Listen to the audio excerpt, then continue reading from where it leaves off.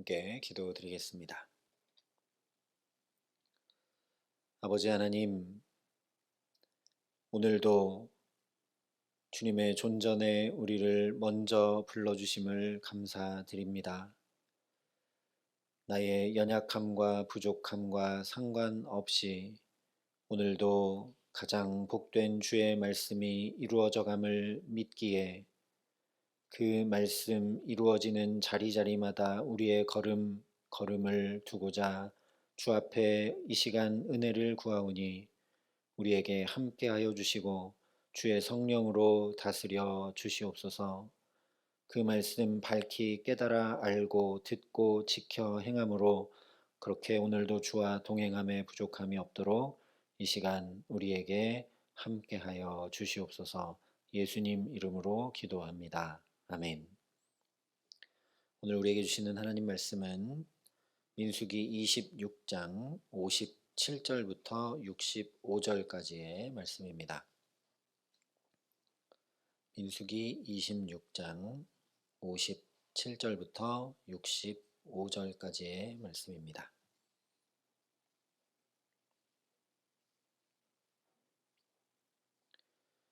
민수기 26장 57절부터 65절까지 말씀을 제가 봉독해 드리겠습니다. 하나님의 말씀입니다.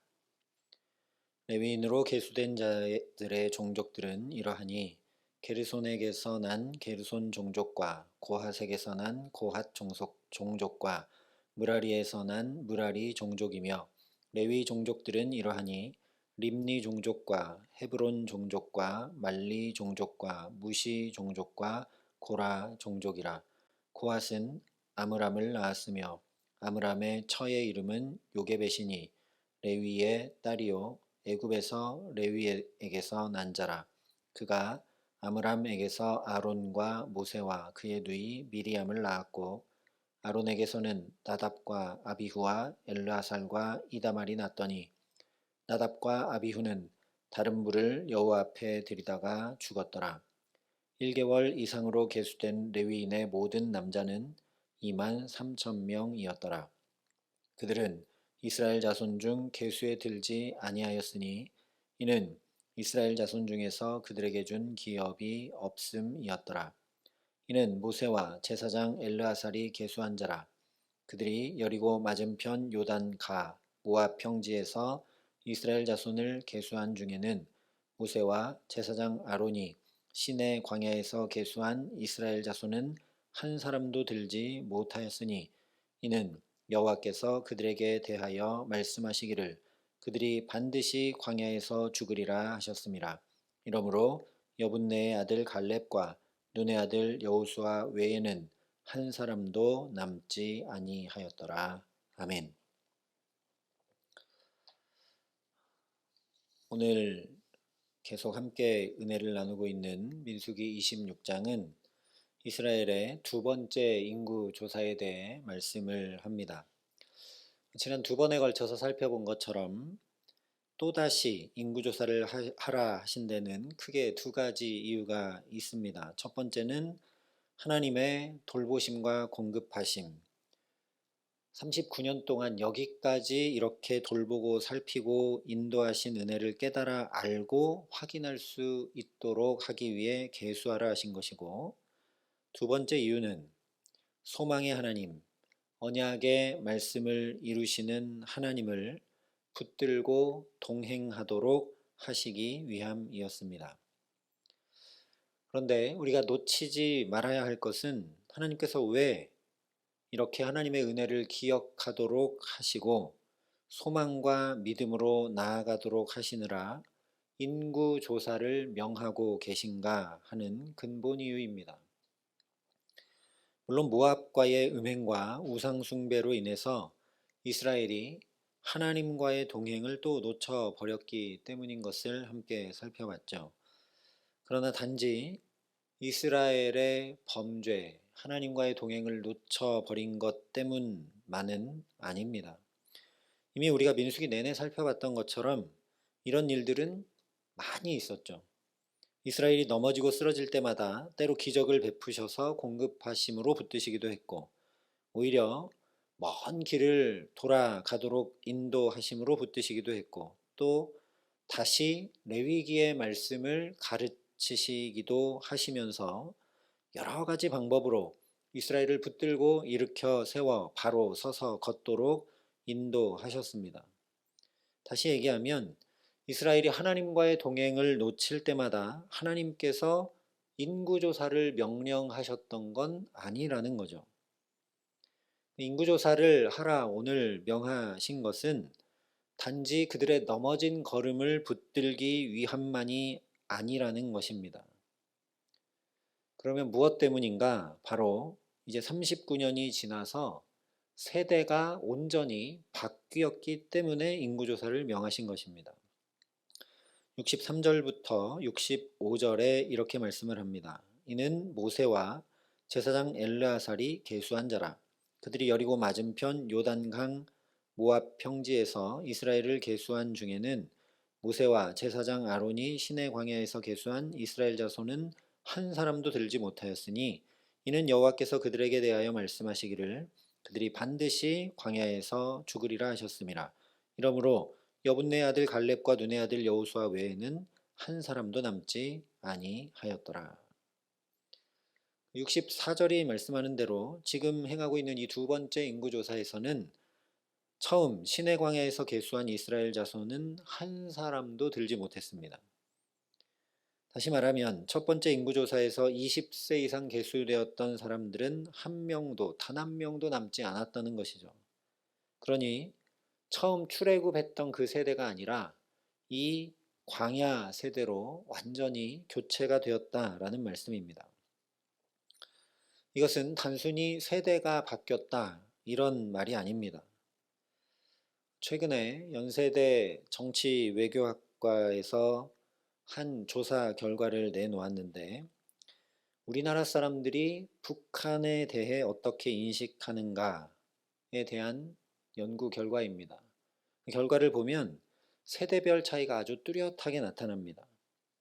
40대와 50대는 북한을 다시 얘기하면 동포로 인식하는 비율이 42.5%로 조사가 됐는데 20대는 북한에 대해서 남으로 또는 적으로 또는 전혀 관심 없는 무관심으로 인식하는 비율이 무려 51.2%나 되는 것으로 나타났습니다.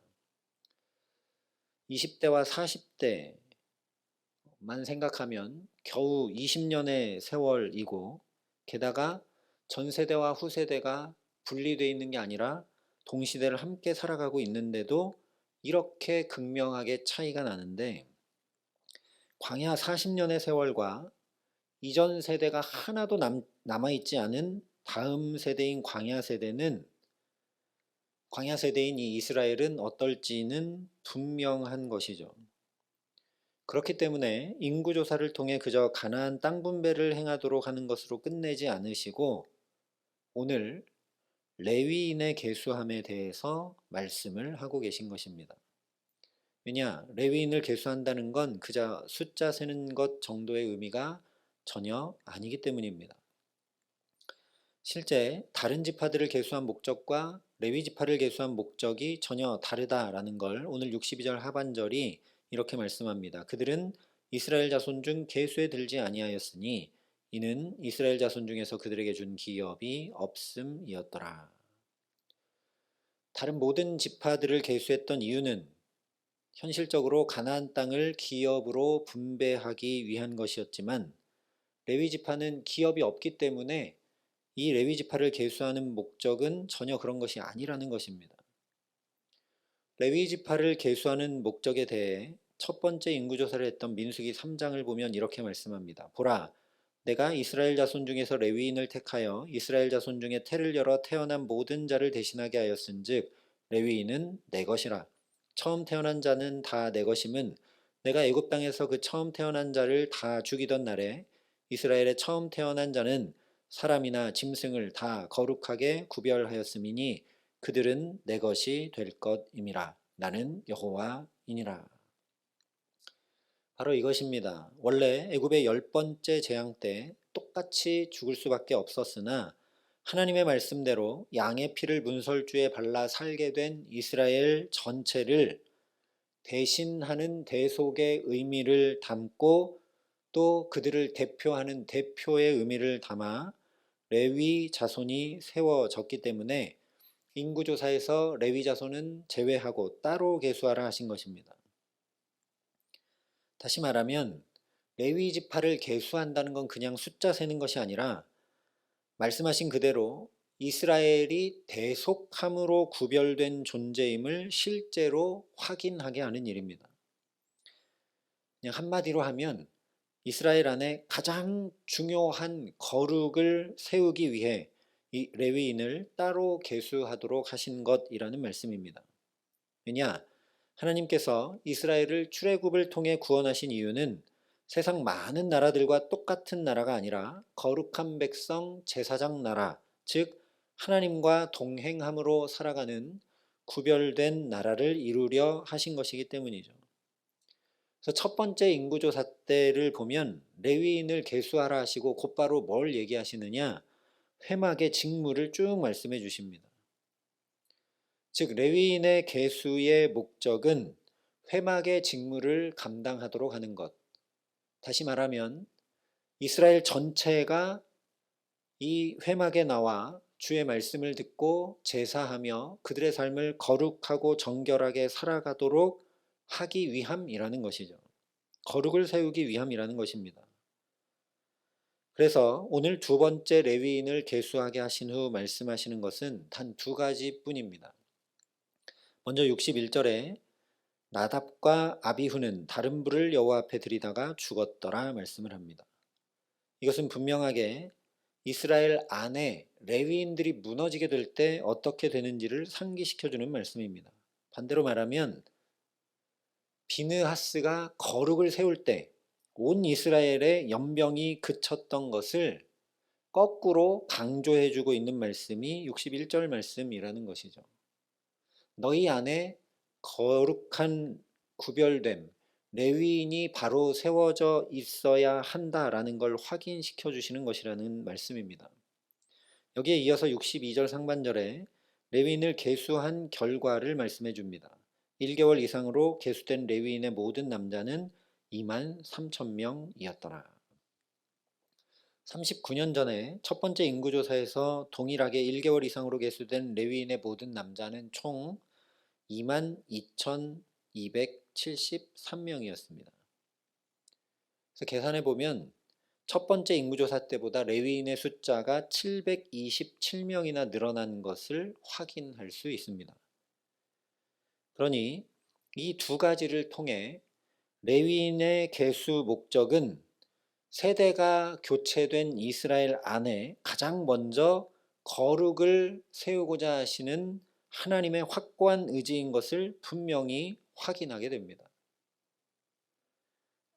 즉, 하나님은 그 무엇보다 이스라엘이 거룩으로 세상과 구별되고 하나님과 동행하는 제자리를 지킴으로 살아가도록 또 붙드시고 세우신다는 말씀입니다.